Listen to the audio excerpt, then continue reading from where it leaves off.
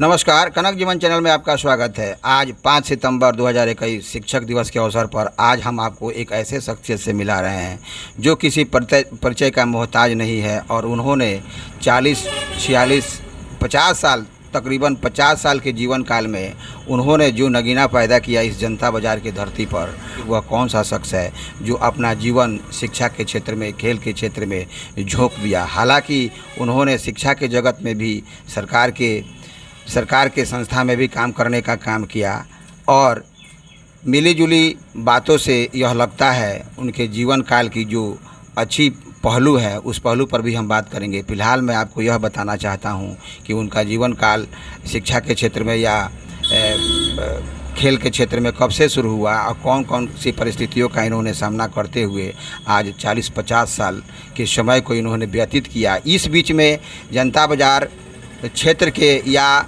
और भी जो छात्र यहाँ इनके पास पढ़ने आया करते थे, जो मुफ्त में भी शिक्षा लिया, कुछ लोगों ने अपना अनुदान भी इनमें दिया, लेकिन जो लोग सक्रिय रूप से रहे और यहाँ इनका मार्गदर्शन इस तरह से मिला कि बिहार सरकार में, भारत सरकार में अच्छे पदाधिकारी के रूप में आज कार्यरत हैं कि इन्होंने 1970 में मैट्रिक की परीक्षा पास की, फिर 1972 में इन्होंने इंटर पास किया, फिर 1980 में इन्होंने सीपीएट की ट्रेनिंग ली और ट्रेनिंग लेने के बाद इन्होंने 2012 में मास्टर की नौकरी, टीचर की नौकरी ज्वाइन की।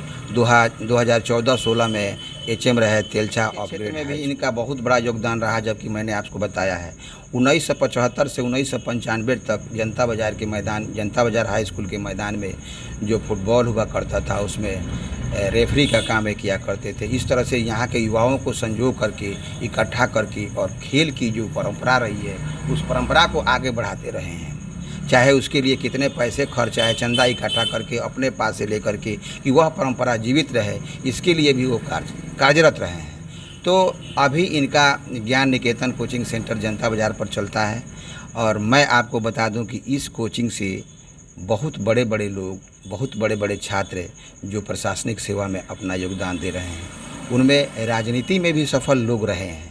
मैं कुछ एक का नाम लेना चाहूँगा। जैसे इस ज्ञान निकेतन कोचिंग सेंटर से निकलने वाले लोग, जो उमेश कुमार तिवारी जो पंडितपुर के हैं, आईएएस अफसर बने, अमित कुमार आईआरएस में रहे, मोहम्मद मुश्ताक आईपीएस अफसर बने, जयप्रकाश राय जो अभी बीडीओ हैं, मिथिलेश कुमार जो पीएनबी में पीओ हैं, इसी में अमितेश कुमार जी हैं जो ऊर्जा विभाग में केंद्र सरकार में है, जयप्रकाश सोनी जो मारुति कंपनी में गुजरात में है, अंकुर कुमार पांडे IITN है, राजेश शर्मा सॉफ्टवेयर इंजीनियर है, राजन कुमार सॉफ्टवेयर इंजीनियर है, सार्जन कुमार सॉफ्टवेयर इंजीनियर है, बुलेट कुमार जो मैकेनिकल इंजीनियर हैं, यशवंत कुमार जो लहलादपुर के हैं मैकेनिकल इंजीनियर हैं, रोहित कुमार जो भी मैकेनिकल इंजीनियर हैं। तो ऐसे तमाम लोग यहाँ की छात्र या छात्रा, जैसे लहलादपुर की एक नीता कुशवाहा जो हुई, तारापुर की विधायक रहीं और असंजोग से ऐसी घटनाएं घट गई, उनकी मृत्यु हो गई।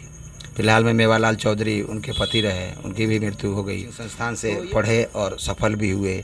मैं आपको बता दूं कि अभी फ़िलहाल विपिन कुमार जो SBI में है, संदीप कुमार जो एयरफोर्स में है, राहुल कुमार जो न्यायाधीश हैं अभी मोतिहारी में, संतोष कुमार जो DPO हैं शिक्षा विभाग में। शिक्षा विभाग से भी बहुत सारे लोग हैं यहाँ, नामचीन लोग जैसे मुकुल मिश्रा जो यहाँ ढोलनाथ हाई स्कूल में, मध्य उच्च विद्यालय में यहाँ शिक्षक हैं, फिर प्रमोद राम है, विपिन कुमार है, मानिक चंद है, संजय कुमार जी हैं, ध्रुव बैठा हैं जो HM हैं। तो इस प्रखंड में बहुत सारे ऐसे लोग हैं जो इस कोचिंग संस्थान से पढ़े और आज कामयाब हैं, वो अपने आप को स्थापित कर चुके हैं। तो ये सारा श्रेय कामेश्वर सर को जाता है, चूँकि इन्हीं के मार्गदर्शन में, चूँकि कहा गया है कि फाउंडेशन अगर सही नहीं हो तो उस पर कितना भी बड़ा महल बनाओ वो ढह जाता है। इन्होंने फाउंडेशन बनाने का, इन्होंने नींव बनाने का काम किया और उसी नींव पर समाज में बहुत बड़ा रुतबा गढ़ा। इनके क्षेत्र में आज विद्यमान जैसे देवेंद्र जी जो सरपंच हैं अभी, अरुण पांडे जो बनियापुर आपको प्रखंड हुआ करता था उस समय यहाँ प्रमुख का नेतृत्व किए, वो इसी संस्थान के छात्र रहे। फिर रामाशीष यादव जो आज राजनीति के क्षेत्र में बहुत अच्छे मुकाम पा रहे हैं। फिर अनिल कुमार जो प्रमुख हैं वर्तमान में, भरत कुमार जो BDC हैं अभी, रोशन कुमार जो बसही के BDC हैं, पंकज कुमार तिवारी जो वर्तमान मुखिया हैं धनदासपुर पंचायत के, निसार खां लहलादपुर जिनकी पत्नी मुखिया हुई। यह सब लोग जो हैं इस कोचिंग संस्थान ज्ञान निकेतन कोचिंग संस्थान से कभी ना कभी यहाँ इनका योगदान मिला और यहाँ शिक्षक का मार्गदर्शन लिए। वैसे ही शख्सियत से हम आपको मिला रहे हैं। इसमें बहुत सारे नाम हैं जो सफलता की सीढ़ियों को पाते चले गए। इस कोचिंग संस्थान के हेड प्रमुख जो सर हैं, उन्हीं के मार्गदर्शन में इन्होंने अपने जीवन की सफलता को बुलंदियों तक छुआ। तो बहुत सारी बातें हैं, बहुत सारे करने की चीज़ें हैं। चूँकि समय कम है हमारे पास और मैं आपको कम समय में ही बहुत सारी चीज़ें बताने देना चाहता हूँ। फिर कभी मौका मिला तो मैं आपको इनके बारे में बताऊँगा। फ़िलहाल मैं उनसे जानना चाहूँगा, चूँकि अब वो बुज़ुर्ग हो चुके हैं, उनका शरीर भी साथ नहीं दे रहा है, आवाज़ भी कुछ उस तरह से नहीं है जिस तरह से हम आपको सुनवा सकें। फिर भी मैंने कोशिश की है कि टूटी फूटी भाषा या उनकी आवाज़ें जो भी निकल रही हैं उससे मैं आपको अवगत करवाऊं और मैं उनको दिखाऊं कि ये हैं इसे 50 साल तक शिक्षा का सेवा और खेल का सेवा करते हुए लोगों को मार्गदर्शन, बच्चों को मार्गदर्शन देते हुए उसके जीवन को सफल बनाया है। आज आइए हम मिलते हैं पिता राम सेवक राय, माता फुलेश्वरा देवी, जो दंदासपुर के निवासी हैं, यहाँ के प्रतिष्ठित व्यक्ति कमेश्वर राय जी सर से। नमस्कार सर। नमस्कार सर, हम सबसे पहले आपसे यह जानना चाहेंगे कि आपने तकरीबन 46-47-50 उसको पकड़ सकते हैं हम, 50 सालों तक शिक्षा के क्षेत्र में या जनता बाज़ार के क्षेत्रों में आपने जो भी सामाजिक कार्य है उस कार्य में बढ़ चढ़ कर हिस्सा लिया और समाज के उत्थान के लिए बहुत सारा काम किया है शिक्षा के क्षेत्र में रहते हुए। तो आप एक 5 दशक एक समय होता है, उस समय में आप शिक्षा को आज कहाँ देख रहे हैं? चूँकि आज शिक्षक दिवस है, आप एक वरिष्ठ शिक्षक हैं और बहुत सारे बच्चों का भविष्य बनाए हैं, आज वो सफल होकर के आपका नाम रोशन कर रहे हैं। तो पहले जिस समय आप शिक्षा के क्षेत्र में जुड़े और आज के समय में शिक्षा की स्थिति क्या है, आप उसको कहाँ तक देखते हैं? सबसे पहले धन्यवाद के साथ कहना चाहता हूँ, पहले शिक्षा के लिए होता था, आज शिक्षा व्यापार हो गया। लड़के पढ़ना नहीं चाहते, शिक्षा अपना अस्तित्व खो चुके हैं। लड़के घर से बुला के पढ़ाते और पाते पढ़ते थे विद्या दिया पढ़ने वाले को। मैंने बहुत कोशिश किया, अपने आर्थिक शारीरिक रूप से मदद किया लड़कों को। आज लड़के बिकाऊ हो गए। पर गलत शब्दों में कहना चाहता हूँ, ऑर्केस्ट्रा के सामाजिक हालत लड़के का हो गया। ये चाचा जगह जाता है, 2 महीने का पढ़ के छोड़ देता है। आज की शिक्षा के लायक माहौल नहीं है, केवल व्यापार पैसा कमाने का साधन बन गया शिक्षा। पहले के शिक्षा और आज के शिक्षा में ज़मीन आसमान का फ़र्क है। पहले उतनी सुविधा नहीं थी, आज तमाम सुविधाएं होने के बाद भी उस तरह की सफलता बच्चों को नहीं मिल रही है या उस मुकाम को नहीं पा रहे हैं। इसका क्या कारण है? मोबाइल में 90% लड़का केवल खेल खेलता है, शिक्षा नहीं पढ़ता। पहले के लड़के पढ़ने के बाद समर्पित रहते थे, गुरु के आदेश को भगवान के आदेश मानते थे। आज लड़का मास्टर का एहसान नहीं, लड़के का एहसान मानते हैं सब। लड़का का कोई भी कौन कहाँ जाएगा। पहले लड़कों को पढ़ने में ध्यान था, अब मोबाइल में ध्यान है, इसे पढ़ाई में ध्यान नहीं देता था।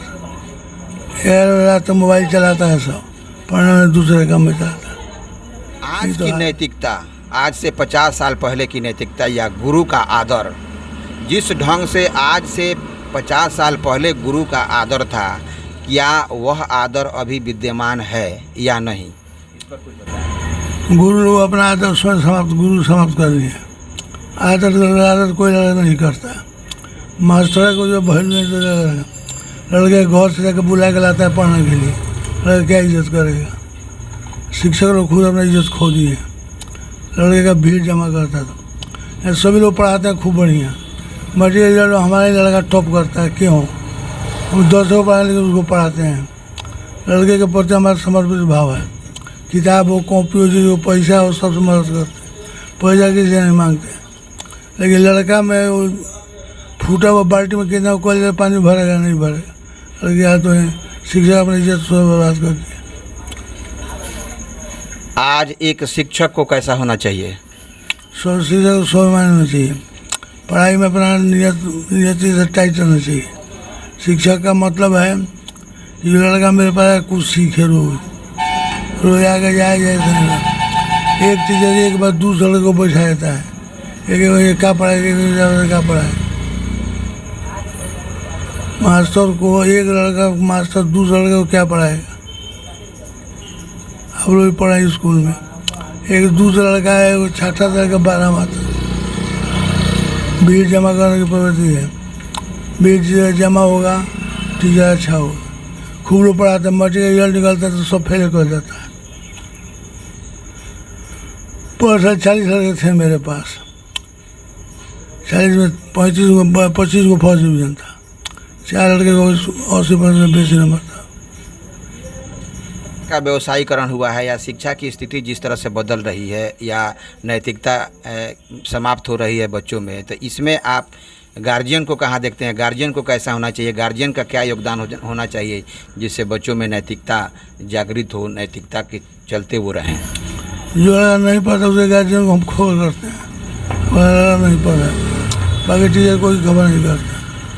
लड़का पढ़े जाने से लड़के का मतलब है, हमारे गार्जियन का मतलब होता है। टीचर को गार्जियन से कंसल्ट करना चाहिए, बार नहीं पढ़ रहा। तो वही बात मैं जानना चाहूँगा कि गार्जियन को इसमें कितना सहयोग, मतलब गार्जियन को कैसा होना चाहिए कि एक बच्चा सफल हो जाए? 2 घंटा टीचर लड़का रहता है, 22 घंटा घर पर रहता है, 22 घंटा बिगड़ा तो 2 घंटा क्या बनाए? गार्जियन की सहयोग चाहिए।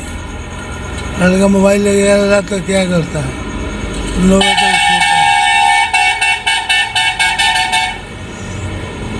शिक्षा का काम है कि लड़के को काम देना, गार्जियन को कोई काम नहीं देता। सुना है या मैंने बताया दर्शकों को भी कि आपके संस्थान में जो पढ़े बच्चे हुए काफ़ी सफल लोग भी हुए हैं और आपने मुफ्त में भी शिक्षा, जिनके पास समर्थता नहीं थी, मुफ्त में भी शिक्षा देने का काम किया है। तो इस क्षेत्र में मुफ्त में शिक्षा देना आपका अभी तक सफल रहा है क्या? मुफ्त में शिक्षा नहीं दिए हैं, पैसा दे भी थे, नहीं दे पढ़ाए हैं सब, पैसा दे तो नहीं। कोई लड़का है वो पढ़ा जाए 2000 रुपया कर पैसा दिए हम, पैसा कोई लौटा है कोई नहीं लौटा है। अंत में सर आपसे मैं एक बात जानना चाहूँगा, चूँकि समय कम है, कि आपके जीवन काल में अभी तक आपने जो ज़िंदगी जी इस क्षेत्र में, उसमें सबसे सुनहरा पल जिसको आप याद करते हैं? चलो जब हमारे लड़के अच्छा करते हैं ना, जब नौकरी में अच्छा करते हैं सबसे खुशी होती है। बहुत संघर्ष हुआ हमारे साथ, कोचिंग में आग तक लगा दिया है।